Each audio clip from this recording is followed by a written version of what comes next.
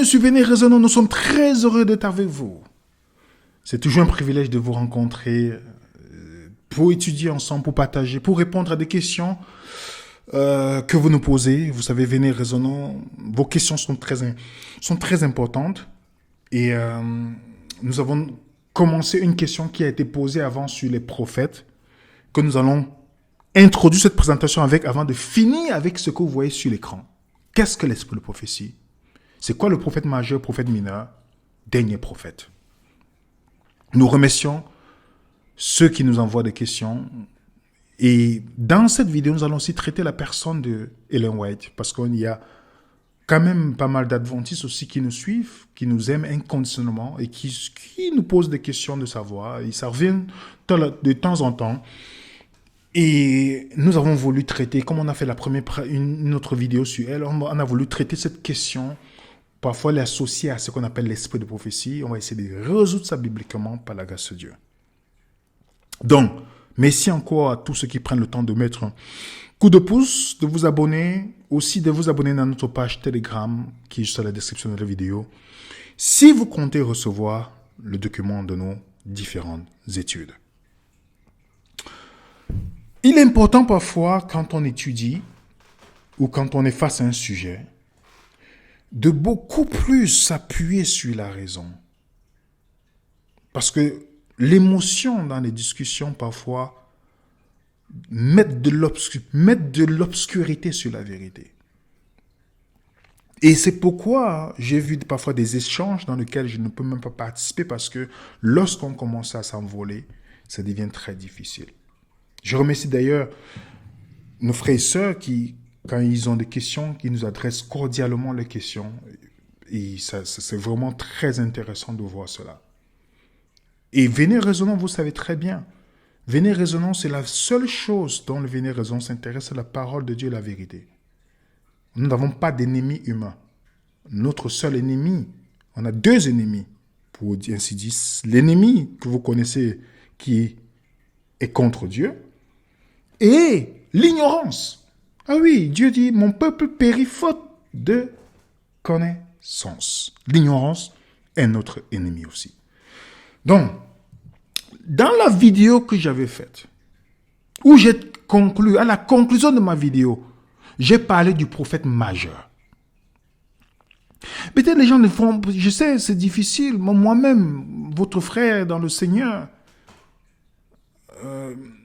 quand on étudie la Bible, on ne fait pas parfois des différences. J'ai terminé avec Deutéronome 18. J'ai parlé de Deutéronome 18 qu'il n'y a aucun prophète qui rentre dans les caractéristiques de Deutéronome 18. Aucun à part Jésus. Je ne sais pas, je vais encore répéter. Pour que ça soit clair pour chacun d'entre nous.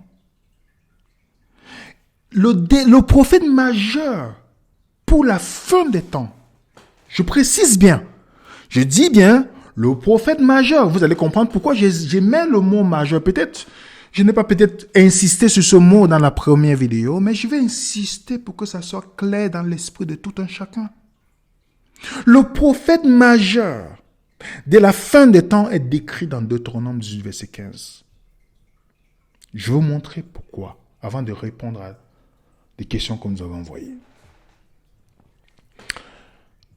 L'Éternel, ton Dieu, te suscitera au milieu de toi, d'entre tes frères, un prophète comme moi. Vous l'écouterez. Dieu avait déjà annoncé un prophète qui doit venir, qui est comme Moïse en caractéristique. Ok? Deutéronome 18 toujours. Parce que cette prophétie-là est annoncée dans Deutéronome chapitre 18. Je leur susciterai du milieu de tes frères un prophète comme toi. Pas comme Aaron, pas comme les autres, mais comme toi. Dans Deutéronome 34, il est écrit, il n'a plus paru en Israël de prophète semblable à Moïse que l'Éternel connaissait face à face. Il n'a plus paru en Israël. Ok? Je précise bien. Pourquoi ce prophète est particulier? Parce que Dieu a apparu à Moïse, même si Moïse n'a pas vu Dieu comme il est, mais on sait que le Dieu qui apparaît à Moïse, c'était Jésus. Et il n'y a personne à qui, personne, vous voyez, comme prophète. Et quand dans l'une des caractéristiques dont on parle ici, c'est que ce prophète, face à face, ça veut dire que Dieu a une relation bien particulière avec ce prophète. Dans Nombre chapitre 12, le verset 6, il dit, écoute bien mes paroles lorsqu'il y aura parmi vous un prophète. Est-ce qu'il n'y aura pas de prophètes? Il y aura des prophètes. Vous comprenez? C'est dans une vision que moi, l'Éternel, je me révélerai à lui. C'est dans un songe que je lui parlerai. Il n'en est pas ainsi de mon serviteur Moïse. Dites-moi, entre celui qu'on parle sur les songes et celui qu'on parle directement, est-ce que vous ne voyez pas que Dieu fait la différence ici? Alors dites-moi, le prophète majeur, c'est celui qui révèle Dieu directement. Le prophète mineur, Dieu peut s'adresser par un songe ou par autre, parce que la parole de Dieu n'était pas encore codifiée. Est-ce qu'on est d'accord là-dessus? Est-ce que vous voyez que Dieu lui-même fait la différence entre un prophète comme Moïse, celui-là, Deutéronome 18, dont j'ai dit dans la vidéo précédente qu'aucun n'a les caractéristiques, oui. Mais il y a pour les autres prophètes, les prophètes mineurs, peut avoir un songe ou par quelque chose d'autre. Est-ce que vous voyez la différence, les amis? Vous voyez la différence? Et les Juifs attendaient ce prophète. Ils attendaient ce prophète. C'est pourquoi quand vous lisez dans Jean, chapitre 1er, Jean, chapitre 1er, regardez une bonne question qui est posée. Ça vous indique déjà la profondeur. Que si vous et moi, on ne lit pas la Bible sans comprendre le contexte de quelque chose, c'est difficile. Il déclara, et le nia, parce qu'il parlait à Jean-Baptiste, il déclara, et le nia, et il déclara qu'il n'était pas le Christ. Ils lui demandèrent, qui donc? Es-tu Élie? Il dit, je ne le suis point. Es-tu le prophète? Regardez la question. Es-tu pas un? Es-tu le prophète? Il répondit non. Donc, Jean, on pensait qu'il était Élie. Non. Es-tu le prophète? Parce que les Juifs attendaient ce prophète-là. Il dit non. Il lui dit alors, qui es-tu? Afin que nous donnions une réponse à ceux qui nous ont envoyés. Que dis-tu de toi-même? Les Juifs savaient, il y avait un prophète qui devait venir. Qui est ce prophète ultime? Qui est ce prophète dont Dieu révèle toute sa volonté? Ce qui n'est pas le cas dans les prophètes mineurs. Il y a ce prophète majeur. Actes chapitre 7. Étienne, dans son discours, il dit, c'est ce que Moïse qui dit aux fils d'Israël, Dieu suscitera d'entre vos frères. Jésus vient parmi les Juifs, un prophète comme moi. Vous voyez, Étienne, dans son discours, reconnaît que c'est Jésus, ce prophète-là. Il reconnaît que c'est Jésus. Acte chapitre 3, dans le discours de Pierre, lorsqu'il est en train de leur parler, qu'est-ce qu'il dit, Pierre? Répentez-vous donc, convertissez-vous, pour que vos péchés soient effacés, afin que des temps de rafraîchissement viennent de la part du Seigneur. Et qu'il envoie celui qui a été destiné, Jésus-Christ, que le ciel doit recevoir jusqu'au temps du rétablissement de toutes choses, dont Dieu a parlé enseignement par la bouche de ses saints prophètes. Moïse a dit, le Seigneur votre Dieu vous suscitera d'entre vos frères un prophète comme moi, vous l'écouterez dans tout ce qu'il vous dira. Vous comprenez? Et dans le verset 24, il dit, tous les prophètes qui ont successivement parlé depuis Samuel ont aussi annoncé ces jours-là. Donc, je souligne ici pour que vous voyez, il y a ce prophète-là qui va venir. Il y a ce prophète-là qui va venir. Et c'est pourquoi, lorsqu'il pose la question à Jean, es-tu ce prophète-là? Jésus, c'est le prophète majeur.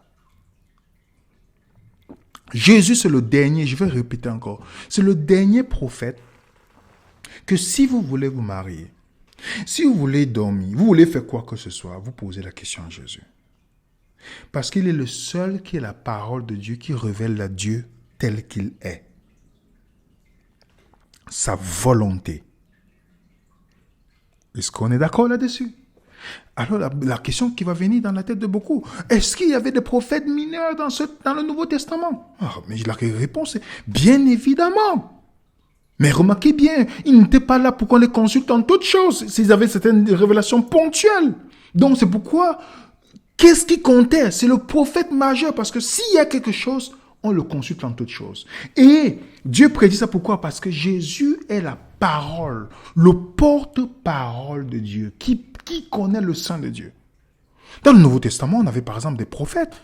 En ce temps-là, des prophètes descendus d'Antioche.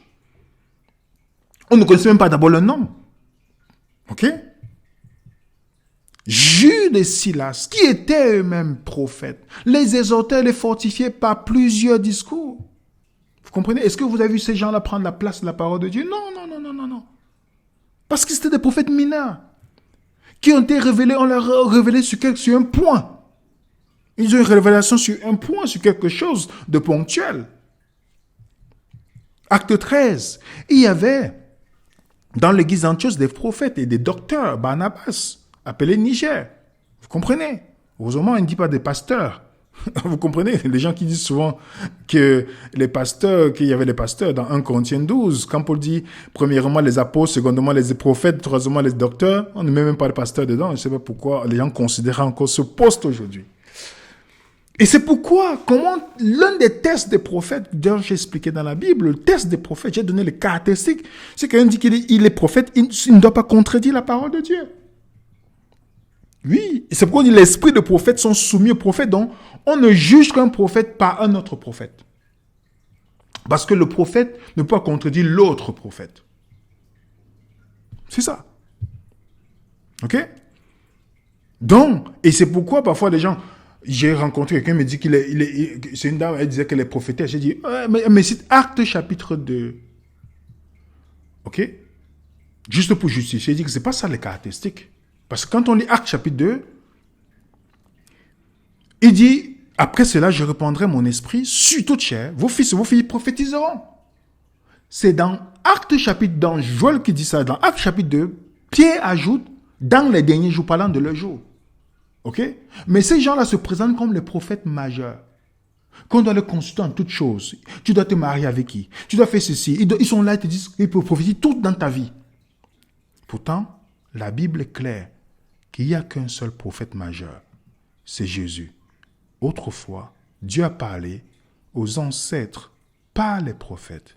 Mais maintenant, à la fin des temps, il nous parle par son Fils. Jésus est le dernier prophète majeur. Si vous avez une question sur quelque chose, comment être sauvé, comment Jésus voit le pécheur, comment pardonner, comment aimer son ennemi, comment prier, toutes les questions que vous pouvez avoir, où est-ce que je dois aller, c'est Jésus c'est le seul qui peut vous guider. C'est son conseil qui peut vous apporter la clarté. Parce qu'un prophète mineur peut se tromper.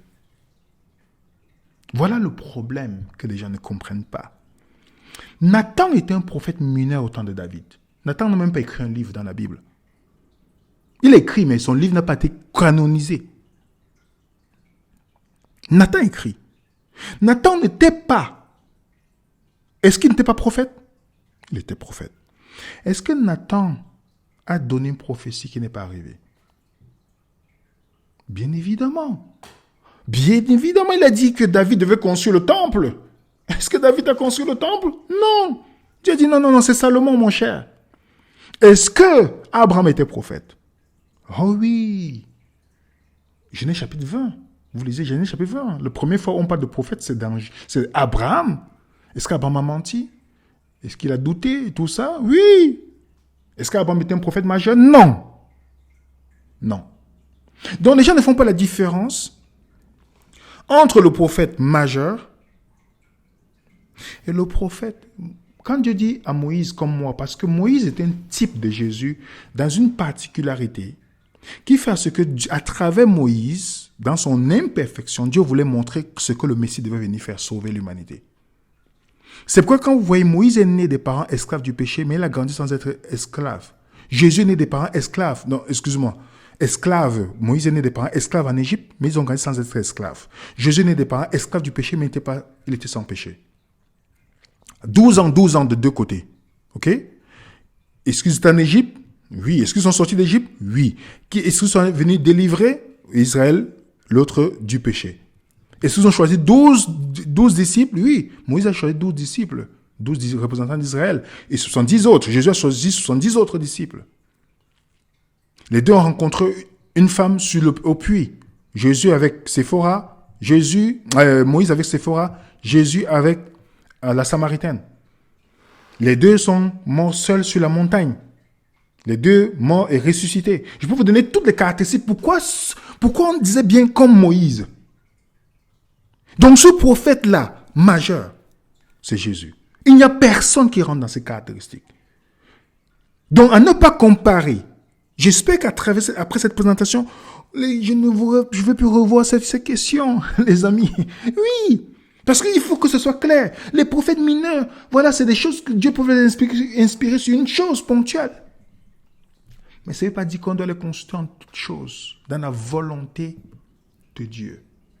Et les prophètes peuvent se tromper dans la Bible. Oui, mais il y a les caractéristiques. Déjà, est-ce qu'Abraham a menti? Oui. Nathan s'est trompé sur la prophétie en prophétisant que David avait. Oui, mais est-ce que ça lève sa qualité? Non. Maintenant, est-ce que ce que ce prophète dit est contre la volonté de Dieu? Est-ce qu'il dit quelque chose qui remet en question les fondations de la parole de Dieu? Je vous prends un exemple. Charles Roussel, le témoin Jéhovah, c'est pas un prophète. Même s'il dit qu'il est inspiré. Non. Il y a des gens je connais quelqu'un qui dit qu'il est prophète aussi. Il est vivant, il dit qu'il est prophète. Je lui dis que, mais déjà, tu n'es même pas en accord avec les 10 commandements de Dieu. Comment tu peux prétendre être prophète? Vous voyez? Pas que je le juge, mais pour dire qu'il enseigne que la loi de Dieu est abolie. Je dis, mais ok, pourquoi tu ne tues pas alors les gens? Non, vous voyez toutes les justifications là. Donc, j'espère que sur ce point, c'est pourquoi j'ai pris ce nombre de minutes pour traiter ce point. Ok? Maintenant, nous allons revenir au mail qui a été envoyé. Un email qui a été envoyé. D'où la question. J'ai passé une bonne partie de ma vie dans la dénomination adventiste. Grâce à vos études, j'ai commencé à me poser des questions. Lorsque j'ai approché des pasteurs, il y avait comme une forme de rejet ou de mépris pour m'empêcher de poser des questions qui dérangent, comme l'a dit mes autres. Mais la raison pour laquelle je vous écris, nous sommes nombreux à nous poser la question de savoir, selon la Bible et non l'adventisme, c'est quoi l'esprit de prophétie? On nous a toujours dit que c'est Ellen White. Nous sommes nombreux à vous suivre et aimeront avoir une réponse biblique sur le sujet. Merci à Jésus pour vos sujets solides qui nous aident. Au plaisir d'avoir votre réponse. Donc, je vous remercie déjà de votre courtoisie et aussi de votre sincérité. La question sur Ellen White, c'est l'esprit ne vous pas, nous allons traiter. Mais avant d'abord, je vais vous parler, j'ai fait une première vidéo sur Ellen White. Il y a ce qu'un adventiste traditionnel, on lui dit sur Ellen White, parce que je connais cette dénomination, je ne suis pas adventiste, je connais cette dénomination. Il y a ce que les gens qui sont nés dans cette dénomination, on les a répétés, comme un musulman qui est né, on répète beaucoup de choses. Il y a ceux qui sont devenus adventistes, il y a ceux qui se posent de vraies questions, il y a ceux qui partent chercher à la source, il y a d'autres qui cherchent sur Internet, il y a d'autres qui cherchent, peu importe. Mais il y a des gens qui ne connaissent même pas Ellen White, ce qu'elle dit d'elle-même en fait. La plupart vont vous reporter ce que les autres disent, mais pas ce qu'elle dit d'elle-même. Donc, si je veux connaître quelqu'un, je préfère écouter ce que la personne dit d'elle-même. Donc, c'est pourquoi, avant de répondre c'est quoi l'esprit prophétique, je vous dis d'abord, je vais vous montrer ce qu'Ellen White dit et sa position, et vous ferez votre choix Parce que regardez dans mes vidéos, je cite Ellen White. Est-ce que je suis adventiste? Non. Est-ce que je partage tout ce que les adventistes? Jamais. Même les adventistes ne croient même pas tout ce qu'Ellen White dit. Parce que s'ils croyaient, ils ne seraient pas dans l'écuménisme. Donc, vous voyez la différence. Donc, je ne prends pas Ellen White comme un adventiste traditionnel. Ou comme, voilà, je vous dis ce qu'elle dit d'elle-même. Et moi, je préfère m'attarder sur ce point-là. Pas ce que les gens disent et tout ça. Vous comprenez? Est-ce que vous comprenez donc? Est-ce que vous pouvez voir cette différence-là? Qu'est-ce que la personne dit d'elle-même? Quelle est sa position vis-à-vis de mes questions que je peux avoir? Et si j'ai réussi à comprendre ça, tout le reste, les amis, c'est le bavardage des gens. Parce que la personne n'est pas vivante aujourd'hui pour que je puisse faire, vous comprenez? Tout le reste, c'est le bavardage des gens. OK? Donc, qu'est-ce que la personne dit d'elle-même? OK, voilà d'abord ce qu'elle dit d'elle-même. Je n'ai jamais prétendu être infaillible. Dieu seul est infaillible. Donc, ça prend déjà une position que beaucoup d'adventistes n'ont pas. Qui voient Ellen White, quand je présentais sur la dîme, beaucoup étaient confus parce qu'ils avaient toujours cru qu'Ellen White était infaillible. Elle a dit ici qu'elle n'a jamais prétendu l'infaillibilité. Elle n'est pas le pape.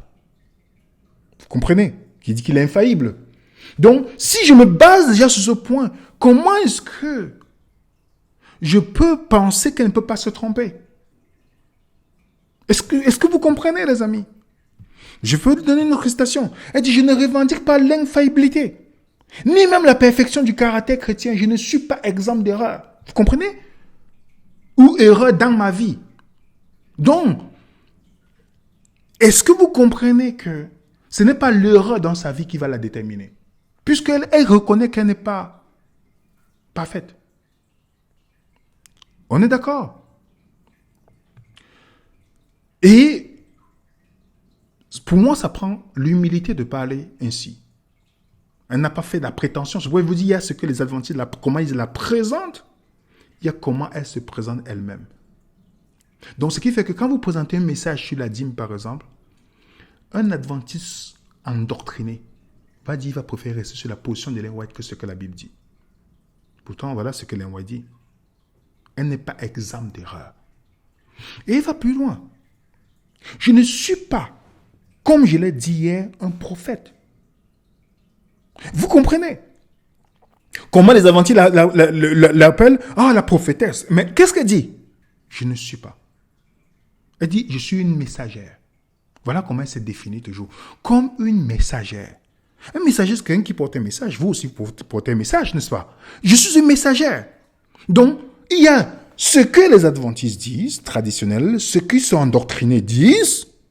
J'ai même vu une dame qui m'a interrompu à la réunion, à la sortie, me disant, elle est simplement venue me dire que je dois croire, je dois mettre Ellen White au centre de mes études. Bon, vous savez, moi, j'aime écouter les gens, je ris, puis je leur dis, ça c'est votre opinion. Parce que je lui ai donné rendez-vous, discuter avec elle, elle n'a jamais venu.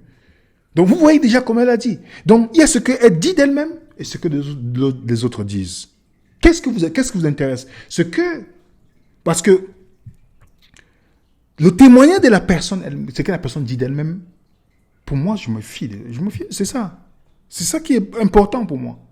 Parce que la personne n'est pas vivante aujourd'hui pour que j'aille l'interroger. C'est ce qui est important pour moi. Je n'ai pas vécu dans leur période. OK? Donc, elle se considérait comme messagère. Maintenant, regardez, les adventistes traditionnels ont une vision d'elle par rapport à la Bible, où ils vont vous dire que ces écrits correspondent aussi à la Bible. Ils vont vous dire ça. Mais maintenant, oui, ok, tu me dis, mais qu'est-ce qu'elle dit? Voilà ce qu'elle dit. Le Seigneur désire que vous étudiez vos Bibles.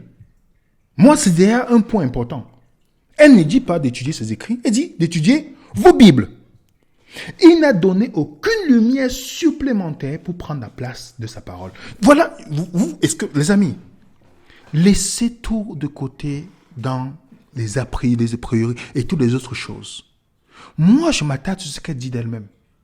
Elle dit que Dieu n'a donné aucune lumière supplémentaire pour prendre la place de la parole.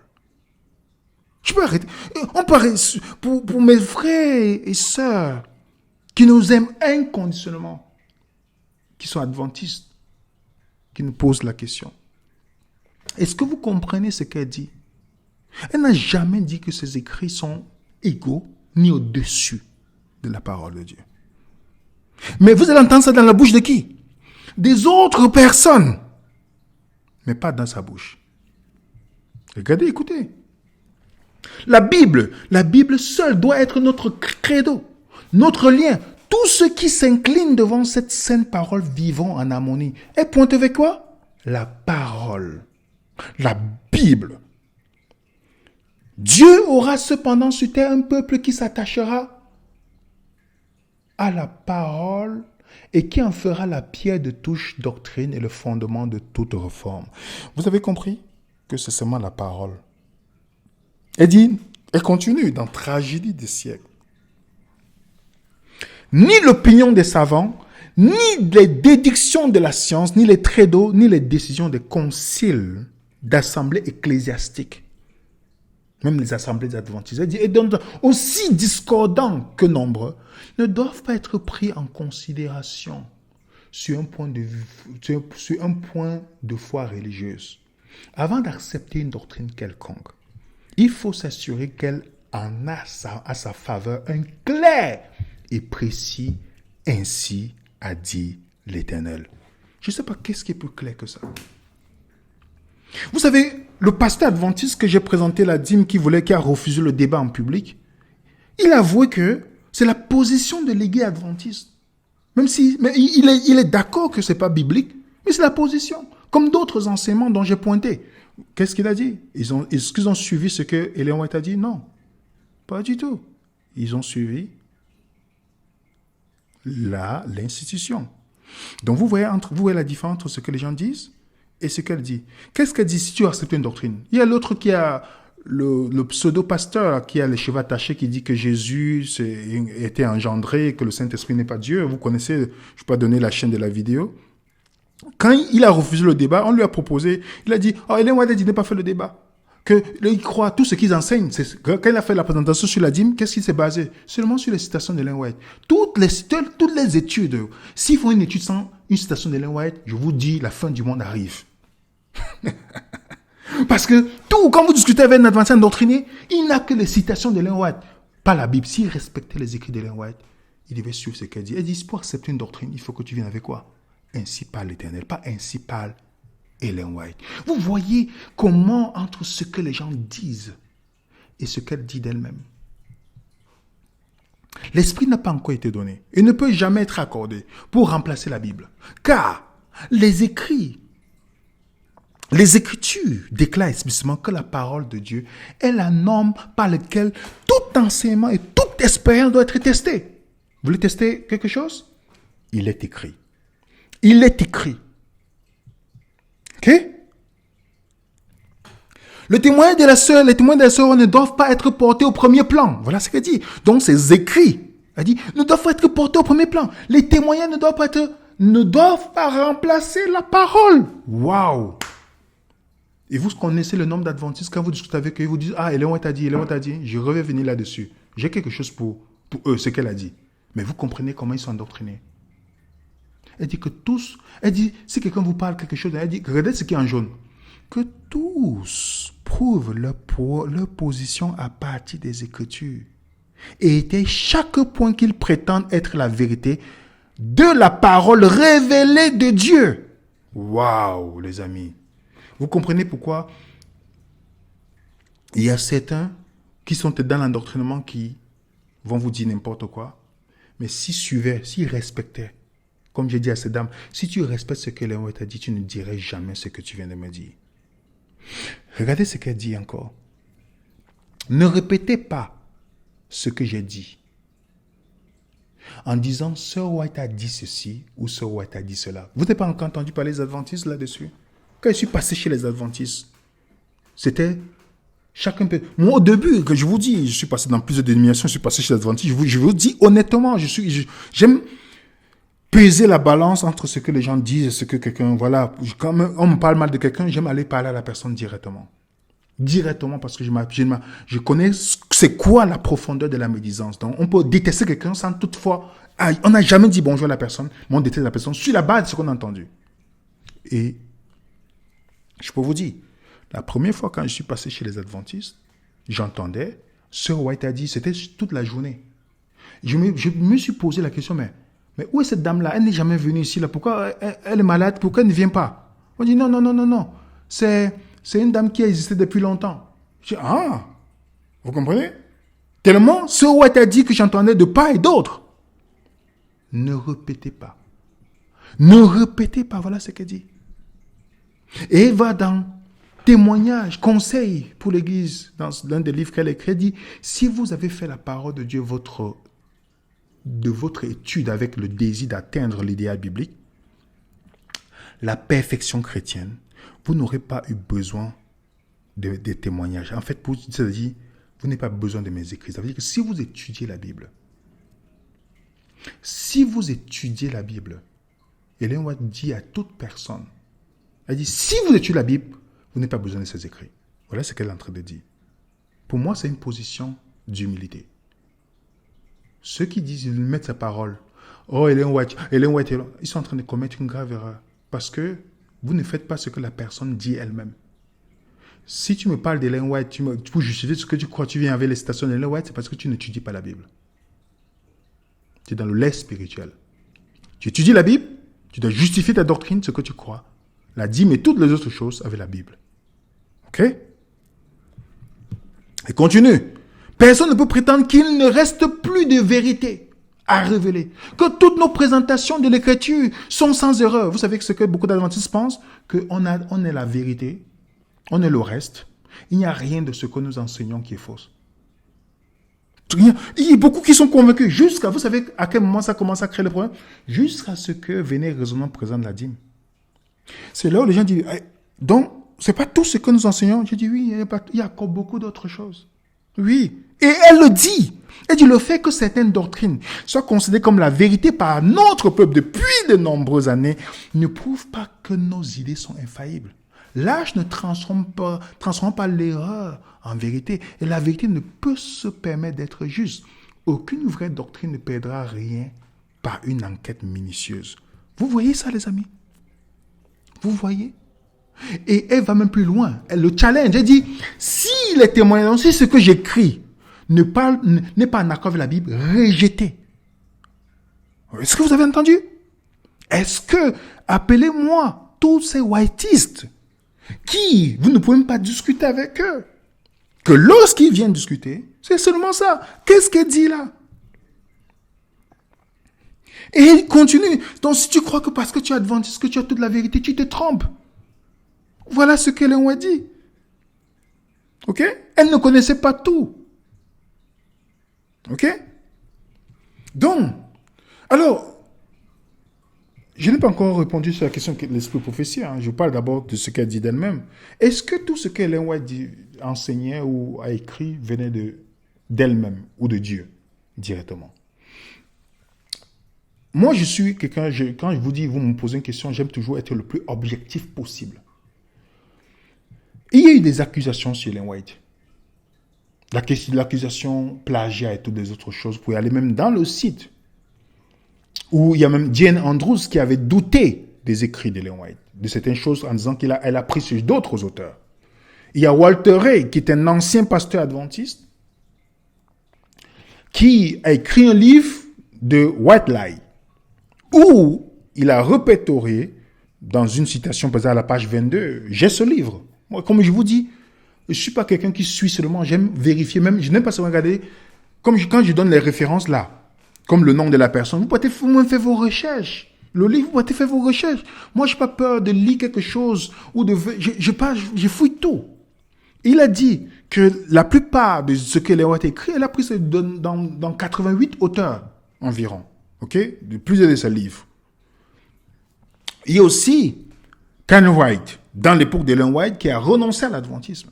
Parce que, voilà, à cause de sa position, qui doutait des écrits d'Ellen White, vous avez Fanny Bolton, celle qui aidait Ellen White à écrire.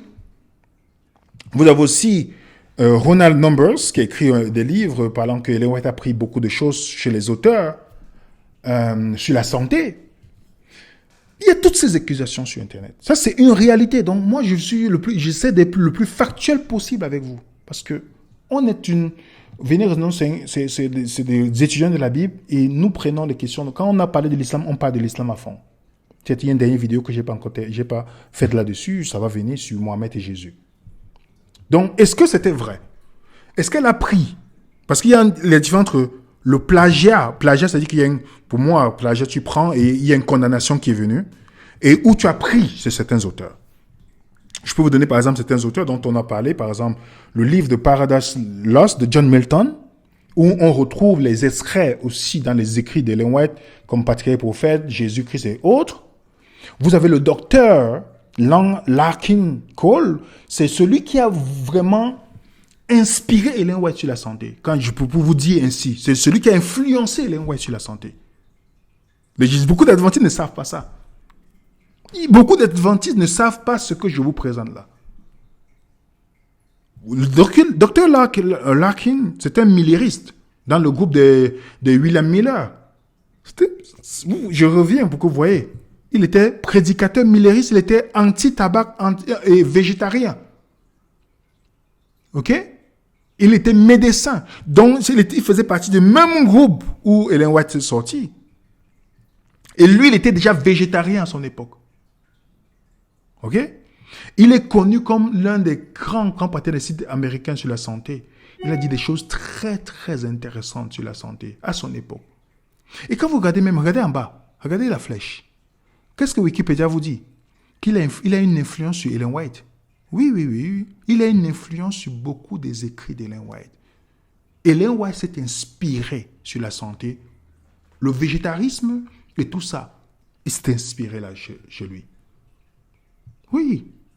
Vous pouvez me retrouver dans les livres de Coles, Larkin Coles. Quand vous comparez même certains écrits, vous faites la comparaison, vous allez voir que Ellen White, elle prend mot pour mot les écrits de ces personnes. Ok? Il faut être objectif lorsqu'on fait une présentation sur quelqu'un. On ne doit pas seulement dire quelque chose pour embellir. Non, moi, je vous dis, elle a pris sur ces auteurs-là. Vous pouvez comparer. Ça, ce n'est rien. Elle a pris plusieurs. Même chez John Harris. Ok? John Harris, qui a écrit le livre de Great Teachers, et il y a beaucoup de ces écrits qu'on retrouve dans les livres d'Ellen White, comme Actes des Apôtres, Le Conquérant Pacifique en français, des Apôtres en anglais. Vous faites la comparaison, vous allez voir qu'il y a beaucoup de choses qu'elle a pris. Vous avez aussi James Callet Jackson, qui a aussi une grande influence sur Ellen White.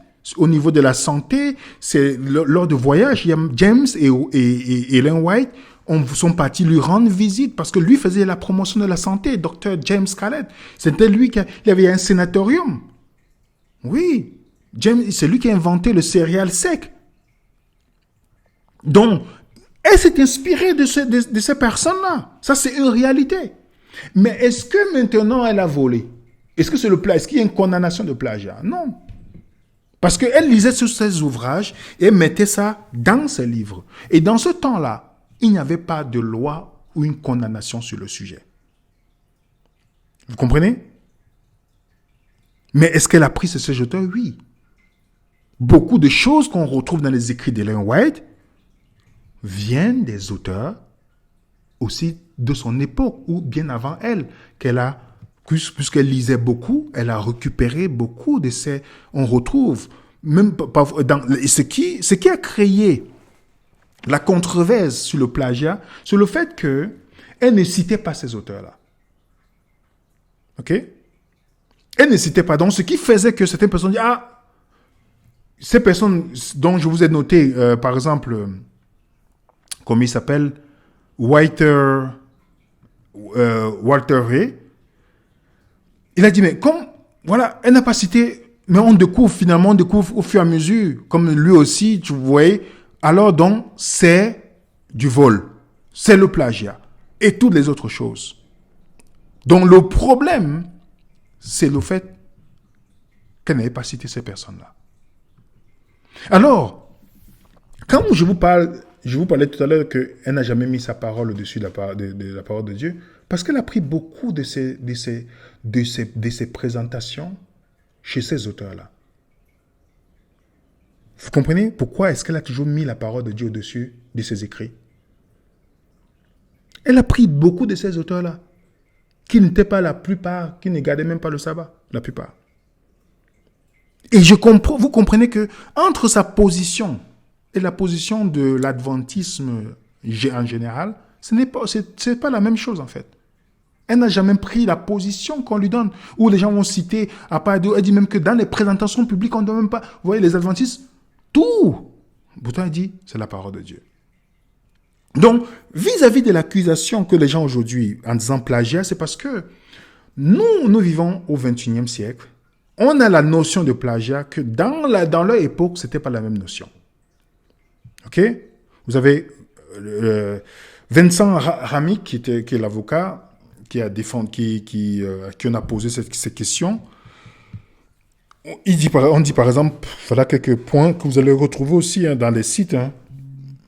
On dit, d'après l'étude de Ramke, mentionnée précédemment, la façon dont Ellen White utilisait le langage d'autres auteurs est considérée comme acceptable, correspond à la définition légale de l'emprunt littéraire légitime consistant à adapter ou à améliorer des ressources dans un but nouveau. La notion de plagiat consistant à copier ou à reproduire le langage, les idées et les pensées d'un autre auteur tout en les faisant passer pour un travail original ne s'applique pas à la façon dont Ellen White utilisait ses sources. En fait, elle empruntait certains passages dans les ouvrages qu'elle disait et qu'elle les adaptait d'une façon telle que le produit fini était unique et original. Continue. En a jugé par les critères du 19e siècle, la façon dont Ellen White utilisait ses sources était conforme à l'éthique de l'époque en matière d'emprunt littéraire. Raymond Cottrell, un théologien adventiste du XXe siècle, étudia 30 commentaires du 19e siècle des premiers écrits aux épîtres de Paul, de l'épître aux Corinthiens, alors qu'il travaillait sur la série Seventh-day Adventist Bible Commentary. Il soulignait le fait que ces auteurs du 19e siècle, souvent connus et respectés, copiaient fréquemment ce que d'autres auteurs écrivaient sans mentionner une seule fois la source. Il en conclut que selon l'éthique littéraire de l'époque, les emprunts littéraires conséquents et sans citation des sources étaient acceptés, du moins jamais remis en question, même parmi les auteurs les plus compétents. Ainsi, concernant Ellen White, il n'est pas juste de juger un auteur du 19e siècle en fonction des critères que nous utilisons aujourd'hui. Nous devons le juger en fonction des critères et les pratiques de son temps. Et là, je lui donne parfaitement raison. OK? Donc, ce qui fait qu'elle a pris sur plusieurs auteurs. OK? Vous avez aussi la défense de Andrews University sur cette question, pour ceux qui sont curieux d'aller comprendre. C'est toujours important de voir par rapport à la question sur le plagiat et tout ça. C'est important de faire ses propres recherches, des propres jugements. C'est pourquoi mettre Ellen White là où elle n'est pas, ce n'est pas lui faire une bonne... Et c'est qu'elle est victime de son succès. Ça, je discutais avec un ami, un bon ami c'est de lui que j'ai pris cette phrase-là. Elle est victime de son succès. Oui, elle est victime de son succès. Pourquoi? Parce que vous regardez, par exemple, il m'a donné un bon exemple. Regardez Marie, la mère de Jésus. Marie, la mère de Jésus, n'a jamais dit qu'on va l'adorer. N'a jamais dit ceci. Mais les catholiques l'ont mis dans une position qu'elle n'est pas, en fait. Mais elle n'est pas là pour dire aujourd'hui que non, on ne m'adorait pas. Vous voyez? Ainsi, ce qui est arrivé, je pense, de parallèle qu'il m'a donné est vraiment un très bon parallèle. C'est la même chose avec Ellen White dans l'adventisme. Elle est mise au niveau de la Vierge Marie. Mais si elle était vivante, ou s'ils avaient étudié vraiment ses écrits, ils n'allaient jamais faire ce qu'ils font. En la mettant en une position. Et gens qui ne parlent que par ainsi parle Ellen White. C'est quelque chose qu'elle a rejeté complètement. Rejeté complètement. Vous comprenez? Rejeté complètement. OK? Donc, est-ce qu'elle a pris? Elle a reconnu.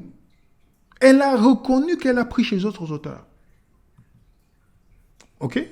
Elle a reconnu. Donc, quand vous lisez les écrits d'Ellen White, ne pensez pas que tout vient de Dieu, en fait. C'est ce que ça veut dire. Ne pensez pas que tout vient de Dieu. La plupart, une bonne partie vient des auteurs qu'elle a pris, qu'elle a trouvé intéressant, elle a mis dans ses écrits.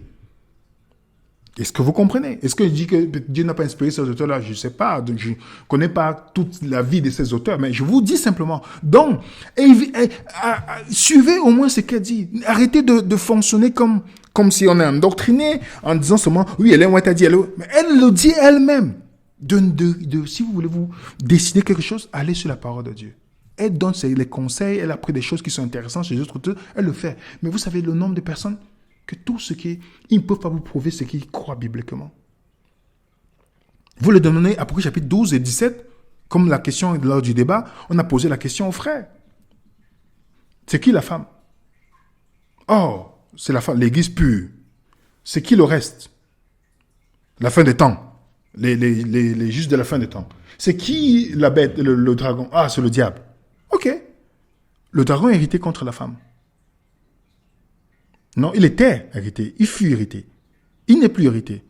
Alors, il fait la guerre au reste. Où est la femme?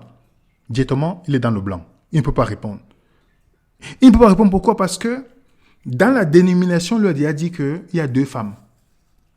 Il se pose un peu la question, pourquoi le diable va vers le reste? Où est la femme? Qu'est-ce qu'elle devient alors? Qu'est-ce qu'elle devient, cette femme-là? Elle a disparu subitement et l'autre réapparaît de nulle part. Donc, vous savez comment l'endoctrinement est tellement dur. Il s'agit, et parfois, je le dis, mais vous avez vu dans le débat, lorsque le frère parlait de l'église catholique, il n'a pas passé par 2 chemins. Il a dit historiquement, mais lorsqu'on lui demande c'est qui le reste, voilà, on ne dit pas la vérité. Parce qu'on ne veut pas dire directement qu'on est dans une position adventiste, on ne veut pas dire, vous voyez. Et quand on touche un peu l'adventisme, j'ai vu les gens qui sont venus dans les commentaires, oui, vous devez, oui, il y a les préjugés, tout ça. Mes frères et sœurs, soyez cohérents. Moi, je vous dis que quand on vient commenter sur une vidéo, il faut toujours se poser des bonnes questions. Quel est le but de mon commentaire? Si c'est une question, on a déjà dit aux gens, posez vos questions par email. On a déjà dit. Quand on parle de l'islam, pourquoi vous ne venez pas défendre? Quand on parle de catholicisme, pourquoi vous ne venez pas? Il suffit qu'on parle seulement de l'adventisme, vous allez voir directement certaines personnes rebondissent de la chair. Ils ne rebondissent pas comme ça quand on parle mal de Jésus. Vous voyez? Pourtant, on est seulement dans un sens objectif. Est-ce qu'il y a des choses que la guerre adventiste enseigne qui n'étaient pas bibliques? Oui. Ce n'est pas la haine en disant ça. Ce n'est pas détester en disant ça. Est-ce qu'il y a des choses que les catholiques enseignent qui ne sont pas bibliques? Oui, ce n'est pas la haine. Pourtant, j'ai les gens que j'aime qui sont catholiques, j'ai les gens que j'aime qui sont adventistes, qui sont méthodistes, qui sont musulmans. J'aime. Donc, je ne comprends pas cette société que lorsque vous n'êtes pas d'accord avec quelqu'un, vous haïssez quelqu'un directement. Oh non, vous voyez, ils sont déçus de l'église adventiste, ils sont en colère. En colère de quoi, mes frères et sœurs? Vous connaissez comment, quand nous on présente des présentations, on est toujours excité. Moi, parfois, je parle, même quand je regarde parfois mes vidéos, je dis, mais c'est moi qui parle là. Parfois, je suis excité. Je dis, mais, vous voyez? Mais ça n'a rien à voir, les amis. Ça n'a rien à voir. Est-ce que ce qui est dit est factuel? C'est ça la question. Donc, Ellen White n'a jamais pris une position qu'on lui donne aujourd'hui. Et n'a jamais prétendu la perfection. Vous savez même que Ellen White, qui conseillait aux gens de manger sainement, continue à manger la viande et même les fruits des mers, parce qu'elle luttait comme tout le monde, non? Lisez cet article que j'ai pris dans un site adventiste. Vous n'allez pas dire, oh, j'ai la haine des adventistes. J'ai pris sur le site adventiste. Vous tapez, vous vérifiez. Il raconte l'histoire dedans. Donc, c'est un site qui est là pour la défense de l'église adventiste. Donc, moi, je ne suis pas adventiste. Et je ne veux pas être dans une dénomination. Je ne le serai plus. Vous comprenez? Mais j'aime être au moins factuel, sans parti pris. S'il faut dire une bonne chose d'une dénomination, s'il y a des bonnes choses chez les adventistes, oui. Il y a des bonnes choses chez les catholiques, oui. Il y a des bonnes choses, s'il faut dire, je vais dire oui. Mais s'il y a des choses qui ne sont pas, je vais dire, c'est pas vrai. Et il n'y a rien de haine, il n'y a rien du tout dedans. Ça, il faut que les gens arrivent à accepter ça quand ils suivent une étude. Ellen White n'a jamais prétendu la perfection. Ok? Est-ce qu'on est clair là-dessus, les amis? Est-ce qu'on est clair là-dessus? Est-ce que Elle a continué à manger la viande, bien qu'elle avait dit, oui, elle a fait. Est-ce que ça fait d'elle une mauvaise personne? Non. Nous tous, on lutte avec le péché. Vous pensez que parce que tout ce que nous enseignons, ça veut dire qu'on l'a pratiqué du jour au lendemain? Ou on le pratique, ou on est déjà arrivé au point où on le pratique à la perfection? Non, pas du tout, les amis. On pratique ce qui est dans la Bible. Ok? Abraham, que vous voyez, il a menti. On voit nous tous, on est des pécheurs. On lutte avec quelque chose. Donc, je me base pas sur la faillibilité ou la faiblesse humaine pour juger quelque chose. Parce que nous tous, on est faibles. Je me base sur quoi? Que dit la parole? Est-ce que ce que la personne me dit, c'est biblique? Quand je lis, que ce soit Timothée Keller, je ne suis pas d'accord avec tout ce qu'il dit. Quand je lis Ellen White, je ne suis pas d'accord avec tout ce qu'elle dit. Mais je me base, est-ce que ce qu'elle dit là, c'est biblique ou pas? Voilà ce qui m'intéresse. Parce que je n'étudie pas comme un endoctriné. Je n'étudie pas comme quelqu'un qui a mis son cerveau dehors. J'étudie en me posant des questions. C'est pourquoi la Bible est ma norme et ça me permet de bien sélectionner entre tel auteur si ce qu'il dit c'est cohérent ou pas. Vous comprenez, les amis? Maintenant, pour répondre à la question sur l'esprit de prophétie, pour répondre à la question qui a été posée par la personne qui a envoyé le mail, la question, là, vient souvent dans Apocalypse chapitre 12, 17. Le dragon fut irrité contre la femme. Remarquez bien, fut irrité contre la femme. Il n'est plus irrité contre la femme. Je ne sais pas comment les gens lisent et ne comprennent pas. Elle est où maintenant? Parce qu'il n'a pas fait la guerre au reste. Au pluriel, il n'a pas fait la guerre au reste. Il ne fait plus la guerre à la femme. Elle est où cette femme? C'est une simple question que, en étudiant, et j'ai fait souvent les études avec les enfants, je vous dis, les enfants, c'est les meilleures personnes avec qui vous pouvez étudier la Bible parce qu'ils ont des questions incroyables. Incroyables. L'enfant me dit, mais où est la femme alors maintenant? Je dis, ah, tu as pu comprendre? Je lui dis, tu te rends compte que beaucoup d'adultes n'ont jamais posé cette question. On voit le reste est parti, mais on ne voit plus la femme. Je dis, ah, quand on parle d'après, il dit, ah, je comprends, c'est elle maintenant là. L'enfant a compris simplement. Ce qu'un adulte ne peut pas comprendre difficilement. Donc voilà la question qui vient. Il allait faire la guerre au reste de sa postérité à ceux qui gardent les commandements de Dieu et qui ont le témoignage de Jésus. Alors, le témoignage, quand on étudie, voilà la réponse que beaucoup d'adventistes donnent. Après chapitre 19, parce que Jean répond par lui-même. Je tombais à ses pieds pour l'adorer, il me dit, garde-toi de le faire, je suis ton compagnon de service. Et celui de tes frères qui ont le témoignage de Jésus. Adore Dieu, car le témoignage de Jésus est l'esprit de la prophétie. Beaucoup d'adventistes disent que Ellen White, c'est l'esprit. Ils vont dire, mais l'esprit de prophétie a dit ceci, pour parler d'Ellen White. Mais ils commettent une grave erreur. Une grave erreur que je pense que s'ils se rendaient compte, ils pleuraient et ils demanderont pardon à Dieu. Que même si Ellen White devait leur dire de demander pardon, je pense. Parce que le témoignage de Jésus, on m'a bien dit, celui de tes frères qui ont le témoignage de Jésus. Les frères de Jean, dans le combat, dans le Seigneur, avaient déjà le témoignage de Jésus. Donc, il existait autant de gens. Et il dit, car le témoignage de Jésus, c'est l'esprit de la prophétie. Ok? Est-ce que ça existait avant? Oui, après chapitre 1, verset 2. Le témoignage de Jésus est tout ce qu'il a vu. Après chapitre 1. À cause de témoignage de Jésus. Donc, le témoignage de Jésus existait depuis longtemps. Mais Jean dit, le témoignage de Jésus, c'est quoi? C'est l'esprit de la prophétie. On voit encore d'après chapitre 20, verset 4. Le témoignage. Je vis les âmes de ceux qui avaient été décapités à cause du témoignage de Jésus. C'est quoi le témoignage de Jésus? L'esprit de la prophétie. J'ai essayé de regarder d'abord dans l'Ancien Testament en vérifiant certaines personnes qui étudiaient l'histoire, le thème de l'esprit de prophétie.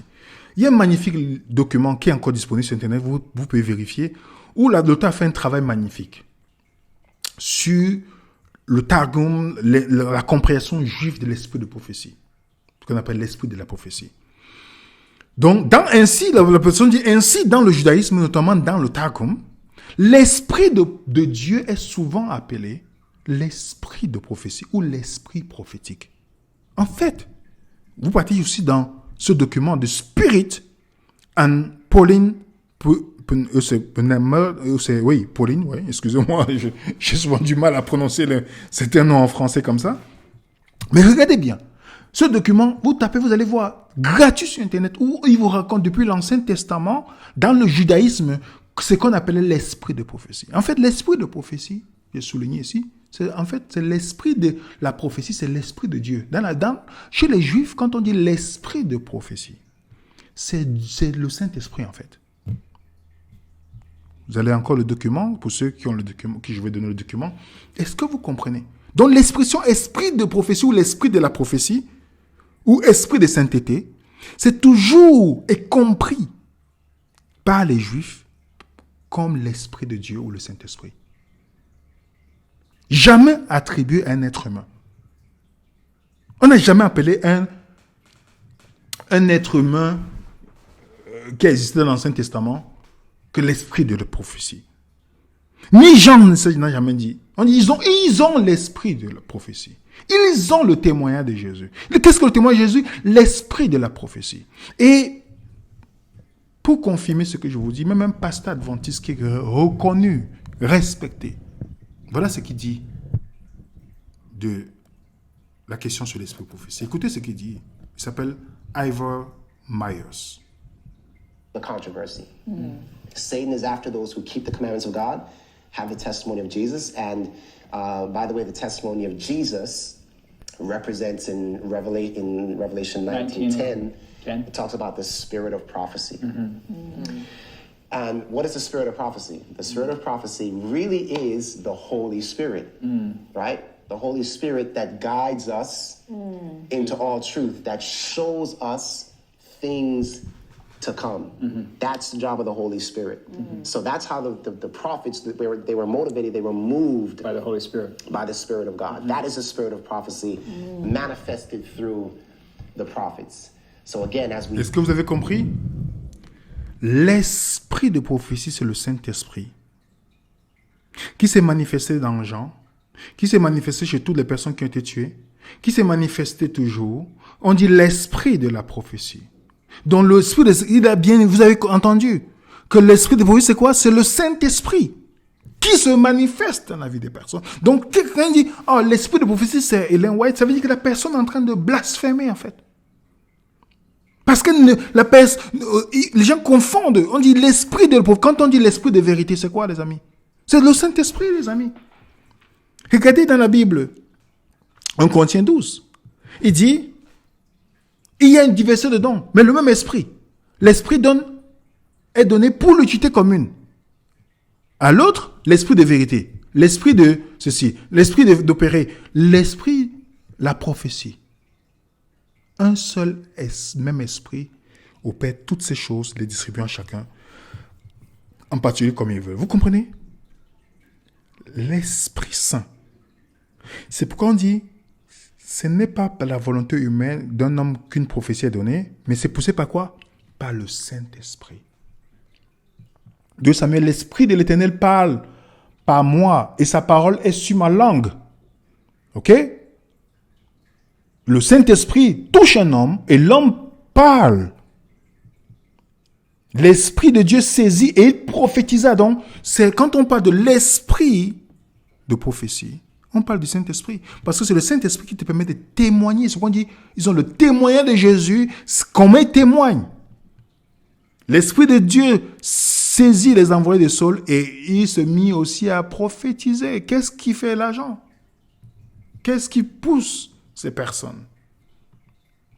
Je répandrai mon esprit et ils prophétiseront. C'est le Saint-Esprit qui pousse. Donc, l'esprit de prophétie, c'est le Saint-Esprit, oui, qui nous guide dans toute la vérité et qui nous montre des choses à venir.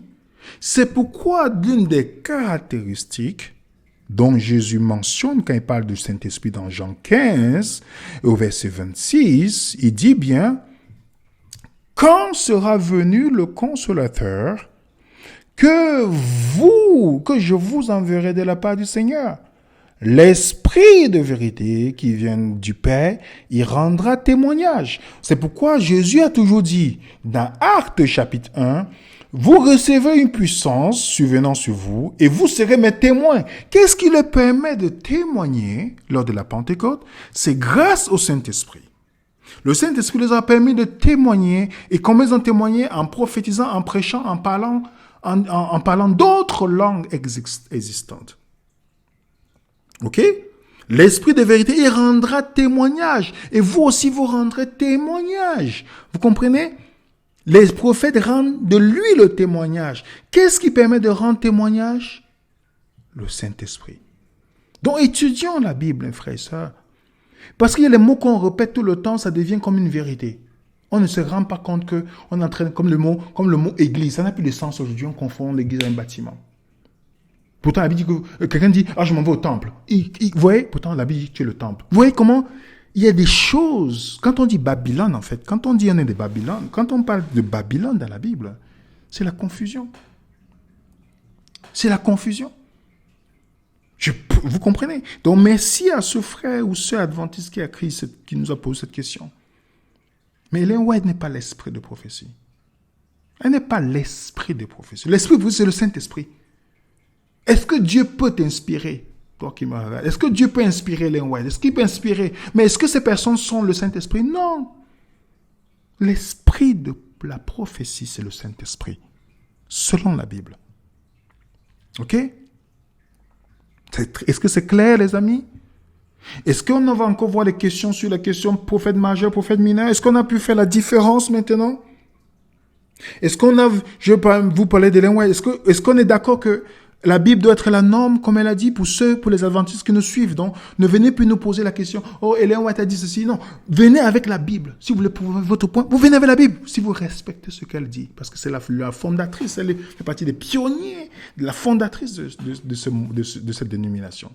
Elle dit, personne ne peut prétendre qu'il ne reste plus de vérité. Donc, si tu penses que la vérité sur la dîme, c'est parce qu'on a bu l'alcool et puis on est perdu, qu'on a présenté cette présentation, c'est que tu te trompes. Parce que si tu suis toi-même ce que Ellen White a dit, toi qui me regardes, adventiste, tu dois savoir que elle le dit clairement.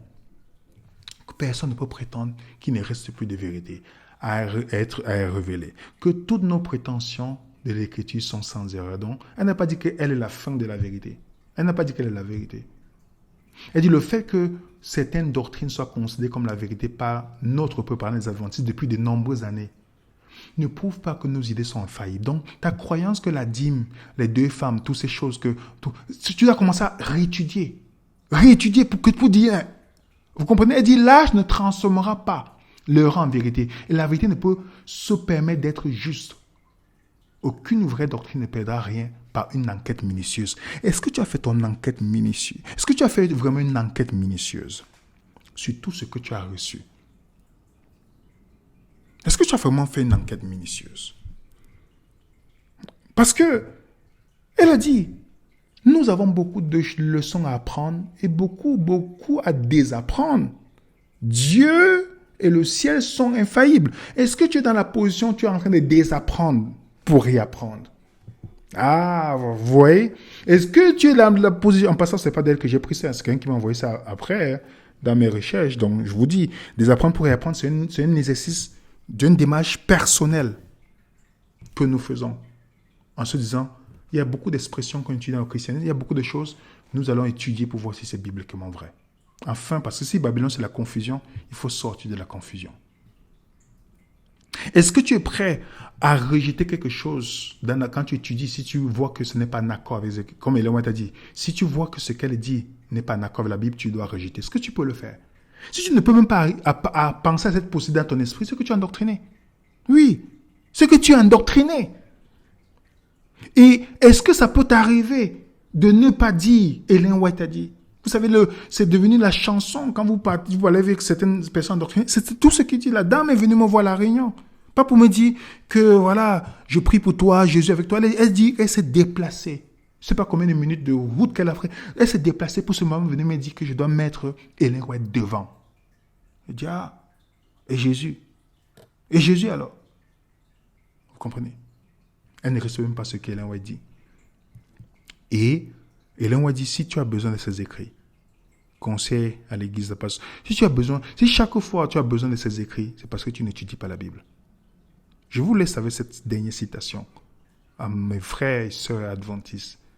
Si vous dites que vous avez besoin de ces écrits pour vous éclairer ou pour faire quoi que ce soit, vous pouvez lire, hein, il n'y a pas de problème.